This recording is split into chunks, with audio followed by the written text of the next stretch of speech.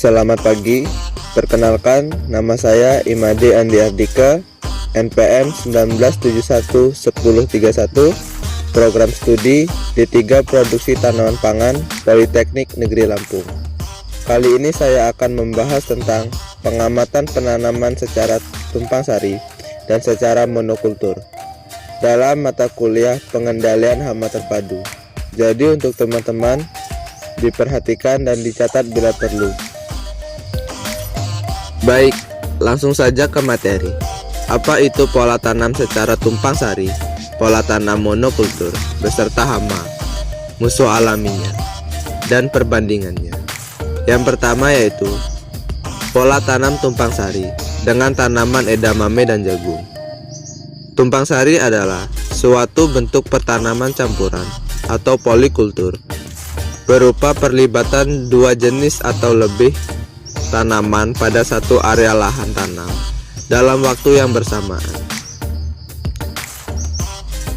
Hamanya, yang pertama ulat penggulung, kedua ulat gerayak, ketiga ulat tongkol, keempat ulat daun, kelima belalang, yang keenam kepik hijau, dan yang terakhir walang sangit.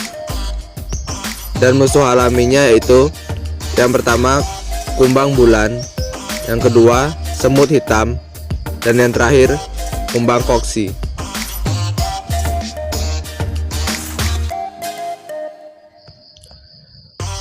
Yang kedua, pola tanam dengan monokultur. Tanamannya edamame. Monokultur adalah pertanian dengan menanam tanaman satu jenis. Tujuan menanam secara monokultur adalah meningkatkan hasil panen. Hama pada tanaman edamame yaitu yang pertama ulat penggulung daun, belalang, walang sangit, kepik hijau. Dan musuh alaminya yang pertama kumbang daun, semut hitam.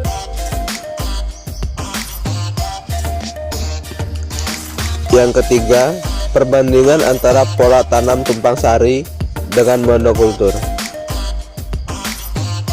Yang pertama, untuk pola tanam tumpang sari akan terjadi peningkatan efisiensi tenaga kerja, pemanfaatan lahan, maupun penyerapan sinar matahari. Sedangkan monokultur tidak terjadi peningkatan efisiensi. Yang kedua, pola tanam tumpang sari, populasi tanaman berbeda, dapat diatur sesuai yang dikehendaki. Sedangkan monokultur tidak dapat mengatur populasi karena hanya satu jenis. Ketiga, pola tanam tumpang sari dalam satu areal diproduksi lebih dari satu komoditi. Sedangkan monokultur hanya memproduksi satu komoditi. Keempat, pola tanam tumpang sari tetap mempunyai peluang mendapatkan hasil manakala satu jenis tanaman yang diusahakan gagal. Sedangkan monokultur tidak ada peluang bila satu jenis tanaman yang diusahakan gagal.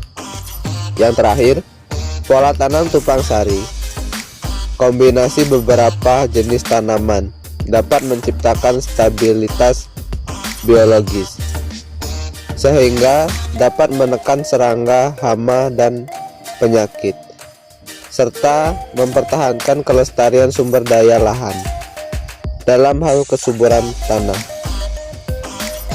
Sedangkan monokultur tidak dapat menciptakan stabilitas biologis dan tidak dapat mempertahankan kesuburan tanah.